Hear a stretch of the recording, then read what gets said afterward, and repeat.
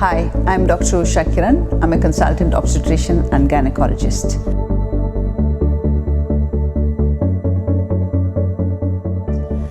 In this video, I will be talking to you about Down syndrome screening.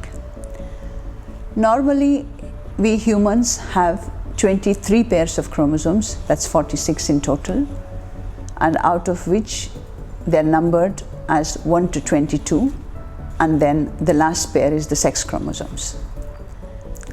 During fertilization, when the egg and the sperm get together to make the baby, sometimes defects can happen and you get not the 23 pairs of chromosomes, you might get more or less. In Down syndrome, the defect is with the chromosome number 21. Instead of having 2 of them, the Down syndrome babies have 3 of them. This makes the babies mentally subnormal and can have some heart defects or other organ defects. These babies will have a long life and they can live as long as any of us. However, they will require support throughout their life because they're mentally subnormal. The usual incidence of Down syndrome in the normal population is about 1 in 800. So for every 800 babies born, 1 could be a Down syndrome. As the mother's age progresses from above 35 onwards, this risk increases, and the reason being the aging eggs, which are a bit more defective. So the risk can actually go up to 1 in 40. So every 40 babies, 1 could be a Downs if the mother's age is above 45. So the Down syndrome screening tests are done to actually check if a mother is high risk of having a Down syndrome baby or not. There are 2 types of tests. One is a blood test and the other is an ultrasound test. The blood test is called a double marker test, which is offered at around 12 to 14 weeks. And this looks at certain biochemical markers in the blood of the mother. Based on that, it gives us a risk scoring. Similarly, so mothers are offered Down syndrome screening tests to check if they are high risk for having a Down syndrome baby. At around 12 to 14 weeks, a blood test called double marker test is done, wherein certain biochemical markers are checked to see if you are high risk for Down syndrome. The other test is the ultrasound scan, which is the nuchal translucency scan, wherein they look at the fluid at the nape of the neck of the baby to see if the baby is high risk for Down syndrome.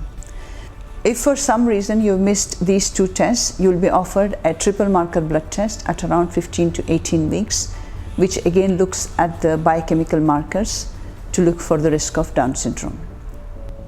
You have to understand that these are screening tests and they are not definitive diagnostic tests. They only tell us whether you are high risk for Down syndrome or low risk for Down syndrome. If you are high risk for Down syndrome on this test, it doesn't necessarily mean that you will have a Down syndrome baby. It just says you are high risk. Similarly, if you're low risk on this test, it does not completely rule out the possibility of Downs in a baby. It just says that you are low risk. Now, what exactly will tell us whether the baby has definitely Downs or not? They are the diagnostic tests or the definitive tests. Previously, we used to have invasive tests called the chorionic villus sampling and the amniocentesis, where a little bit of the baby's placenta or the fluid around the baby is taken, and from which the chromosomes are checked to know the definite chromosome karyotype of the baby.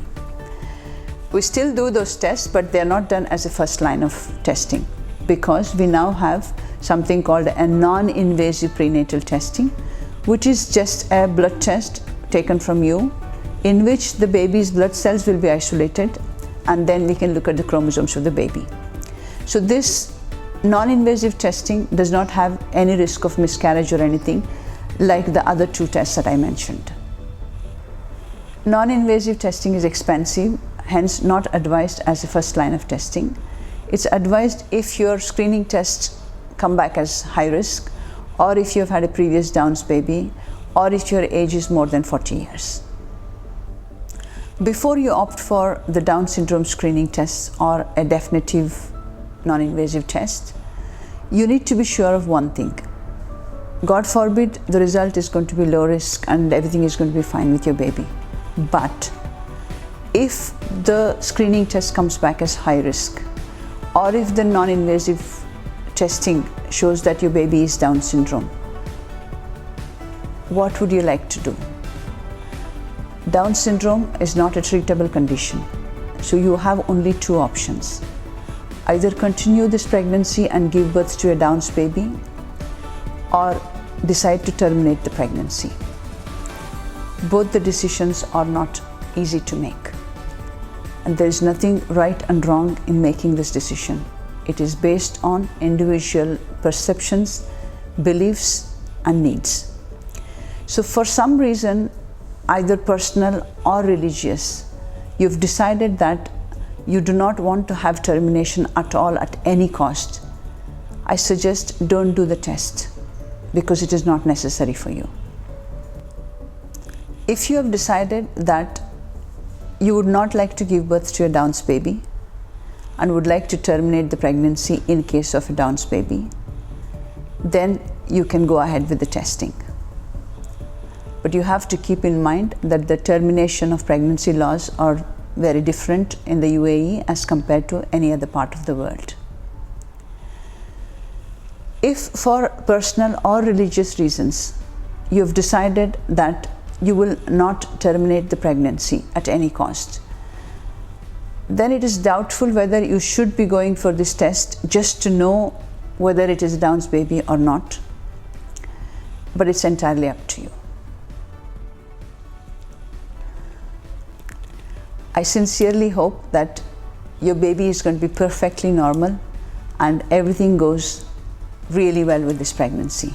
Good luck. Kindly check the information part of this video for a link to my blog, Dr. Usha Kiran, blogspot.com, and the Facebook link. And you can contact me on my WhatsApp number 0091 720 801 2411 for any further queries.